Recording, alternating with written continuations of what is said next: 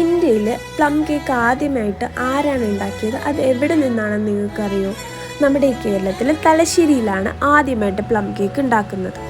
1883 British colonial കാലത്ത് ഒരു British പ്ലാന്ററുടെ request പ്രകാരം തലശ്ശേരിക്കാരനായിട്ടുള്ള മാമ്പള്ളി ബാബുവാണ് ആദ്യമായിട്ട് പ്ലം കേക്ക് ഉണ്ടാക്കുന്നത്. ബ്രാൻഡി, ബട്ടർ, അതുപോലെ തന്നെ നട്ട്സ്, ഇതൊക്കെയായിരുന്നു ബ്രിട്ടീഷർ പറഞ്ഞു കൊടുത്തിട്ടുണ്ടായിരുന്ന റെസിപ്പീസ്.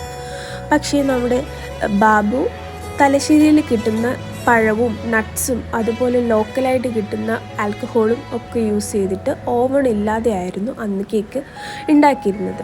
അത് നല്ല പെർഫെക്റ്റായിട്ട് വരികയും ചെയ്തു, ഹിറ്റാവുകയും ചെയ്തു.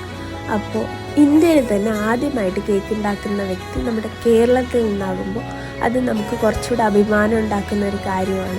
അപ്പോൾ ഈ ഒരു ക്രിസ്മസിന് നിങ്ങൾ വീട്ടിൽ തന്നെ ഈ ഒരു കേക്ക് ഉണ്ടാക്കി നോക്കാൻ മറക്കരുത്. എല്ലാവർക്കും മെരി ക്രിസ്മസ്.